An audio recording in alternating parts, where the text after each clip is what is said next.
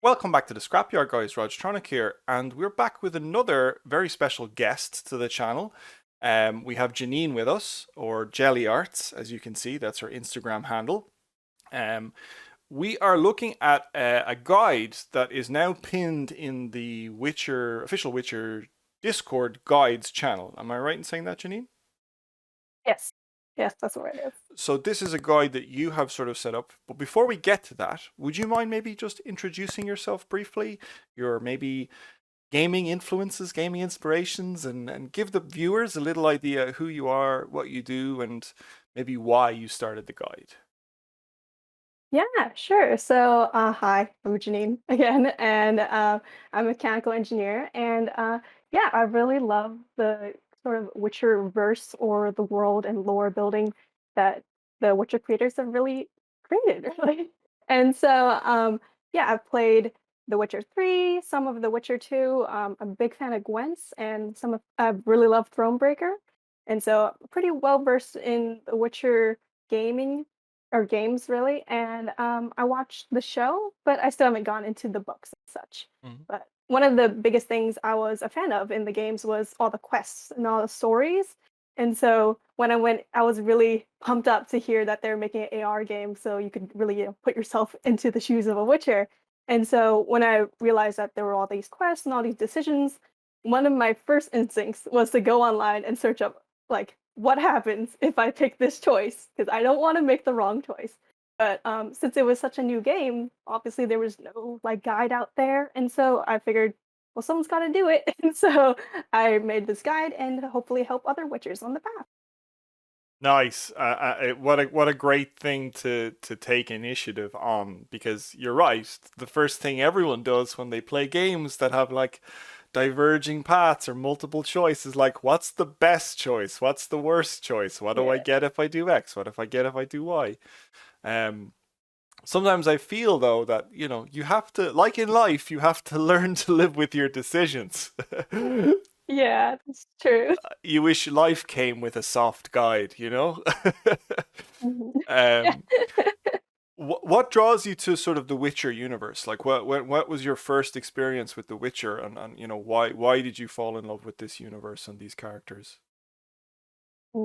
So my first entry into basically the Witcher fandom was I watched the Witcher TV show on Netflix, and the reason why I got into it is because I really love playing D&D, and I noticed Bard Yaskir. Mm, He acted sort of like a D&D sort of typical bard, and I really liked like the fun flares to his character and all the mm, little hints that there's more behind their story, and even like Geralt, like there's more behind his past and things mm, like that. And it really like builds and makes the world come alive. It's really immersive. You can feel that there's like mm, layers of history in the story and in the characters, and so that really drew me into the characters and ultimately the universe and story. mm. So just correct me if I'm wrong. So your first experience with the Witcher universe was the Netflix show. Yes. Okay, interesting, because I've had many as an argument with friends of mine who never played a game, never saw the show, never saw, games, never saw the books, and they hated the show. Like absolute like I've heard that. Yeah. and I have to sometimes, while I love the show because I had read the books and I Mhm. understood, I feel the show did itself no favors in the way it jumps around. Like we should do an entirely Yeah, separate there's tons. podcast on the Yeah. Witcher TV show. That's not what we're here for. Mhm. But I'm so happy that you enjoyed it. I'm so happy that it drew you in, and then so then once you'd watched the show, then what did you pick up The Witcher 2 or 3 on PC or Mhm. console, or how did you start playing it then?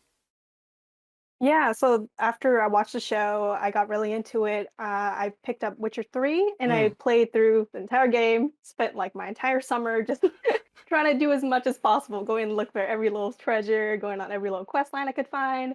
And then nice. after I was like, wow, this was really good. And also Gwent in the game was really fun. So automatically hop to Gwent and then you start playing Gwent. And I'm like, wait, there was Witcher 2, and I go hop to Witcher 2. And so I haven't got to Witcher 1 yet, Yeah, but I'm sure it's an inevitability. amazing, amazing. That's so cool that you got lost, and I think it rings true of this franchise, of how like how deep it is, and how broad it is as well at the same time. There's comedy, Mhm. there's drama, there's action, there's fantasy, there's elements of sci-fi. You know what I mean? It's so cool. It's so cool. That's great to hear. And then so you put this guide together. I have it on screen here at the moment, and essentially what you've done is, I suppose, you've written down your experiences through the quests. Um, Mhm. Obviously, guys, if you're watching the video and you haven't played stuff and you don't want to stay on spoilers, this will definitely cover spoilers. If you have your eyes open right now, there's going to be text on screen that is going to be going through certain yeah, plot spoilers.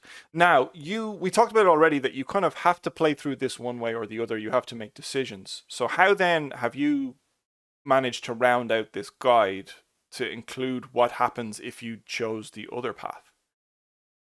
Mm. So I spent a little bit of time on the official Witcher Monster Discord, Mm, and when I would like look around, especially if I was looking for help or if other people were looking for help, a lot of the same sort of like questions and comments kind of started like popping up, and mm, so or just comments in general, like, "Oh, I did this. How did you guys choose this decision, or what happened if you did?" Because I want mm, to know what happened in case I chose the wrong decision mm, or something like that. And so I don't want to say wrong decision though, because it's not like you failed the quest. It's not like I think in Witcher 3 you can actually fail quests. Here it just says your quest is finished, mm. but they're all just different endings and different variations. So in this guide, I wrote down most of my experiences, and also I included other people's experiences I've seen, and I've credited them, of course, in the comments and such. Mm. And yeah, I would love if anyone else also has experiences. I would like to make this sort of a community project where everyone can chip in and say, "Oh, I went down this path, and this is what happened to me," or "I got to here." And that way, you can help fill out the guide and make it actually instead of a soft guide, maybe like a legit guide. Yeah, super cool. As you're speaking, I'm scrolling through the document here, and we can see different people contributing. It's really cool how, yeah, you've kind of harnessed the community to build out the multiple forks that you can take, and like you said, you know, I can't say that I will read this comprehensively because I enjoy the kind of, okay, nail biting Mhm, of what I want to do. I tend not to read like what the ending is before I've experienced it, but I understand people do like that, and people do want to know they're making the inverted commas right decision for them, I suppose, on what they're trying to get out of it. mhm, You've also put some basic stuff in here, which I suppose get asked quite a lot. Like you have the images for dusk and dawn and afternoon and night. I suppose if you spend any time in the Witcher discords, you'll see those same questions being asked over and over and over again, because it's great mhm, to see you get new players coming into this game all the time. Um, you have stuff on mechanics and fights as well, and then earning gold and a general FAQ on things like that. So it's a really, really cool resource for players. I know I didn't actually say this at the top of the video, but I'm putting the link to this below. It said you can make suggestions for Jeanine then to review and add to the guide. So feel free to contribute to this.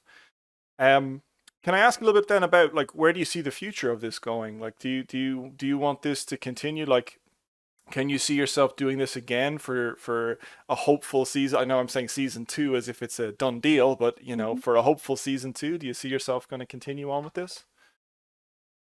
Yeah, I can see myself doing that. Mm, Yeah, I really love the game so far, and I was mm, so pumped when it came out. I was like, wow, what a great excuse for me to actually like motivate me to go outside and walk around a lot and sort of experience all these quests for my own. And I just loved how immersive it was. And so if if it was anything like my experience in season one, I would love to do season two and continue writing and hopefully, get a lot of other people's input and make it a complete guide yeah. to the game. It's funny as we're speaking, we can see the different, in Google Docs, you can see people, who's viewing it. Now it just says anonymous cormorant and anonymous hedgehog and things like that. But there are people Oh yeah. dropping in and dropping out as we're speaking right now. So there are currently people viewing this and, dropping off and dropping in all the time.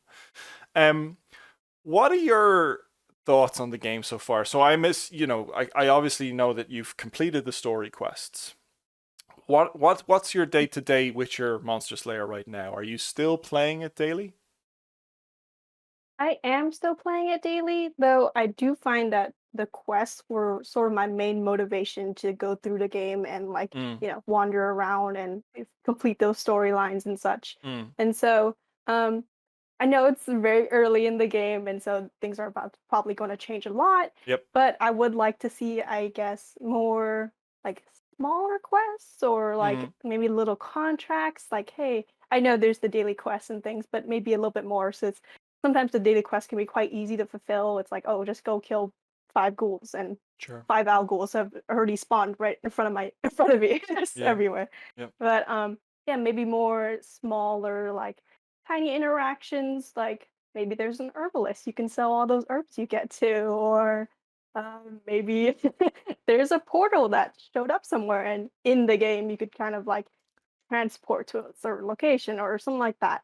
Just like small little story beats that aren't necessarily quests or like daily quests that maybe the developers can integrate into and keep the game a little bit more exciting. Mm, I do like the aspect of filling out your bestiary and mm, things like that, but sometimes it's a little bit hard because you've already like scoured your local area and there's nothing left besides the things that you've already seen, and yeah. so um, but yeah, I still love it, and I Mm, would love to see like more story and mm. things like that integrated later on. I think you're speaking a lot of what a lot of other players have encountering right now. If you finish the story quests, you're probably just, completing your bestiary, you're doing your daily quests, you're getting your gold, maybe unlocking a few armors or swords that you didn't have access to before, just to kind of get those things. I think, like a lot of people, we're all pumped to see what comes next.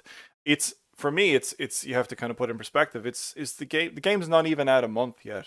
I think 21st of July was Mhm. when it got generally released. Yeah. We're recording this on the 15th. It's of August, and it's it's I don't know. I'm a little bit nervous, if I'm honest with you. Mhm. We've covered this in other videos, but I'm a little bit nervous that we won't see it anymore for a while. And I suppose a lot of us are hungry for that, like you suggested, even if it was Yeah. just contracts to small little contracts. Or I love your suggestion there of a portal to maybe bring you to a different place. Maybe it kind of spoofs you to a different part of the world where you kind of can wander around in a different area.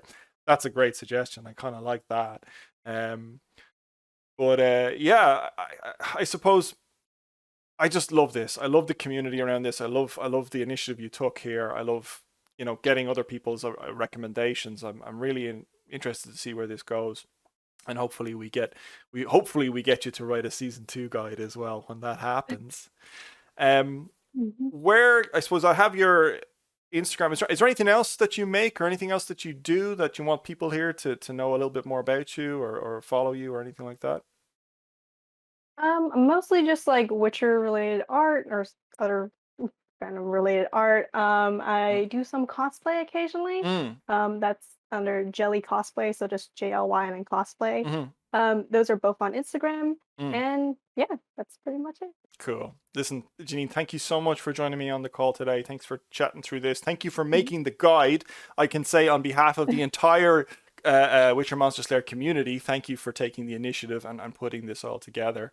Hopefully, after people see this video, they might be able to contribute a little bit more, and we might discover that other quests had other branching paths that we didn't know about, or experiences that other players had, because despite the game being out only a couple of weeks, most people have kind of scoured this, but we are still kind of getting nuggets of new information here and there, whether it's just how armor reacts with one another and stuff. It would be really cool to find some story, I don't know, Easter eggs or something like that on top of it.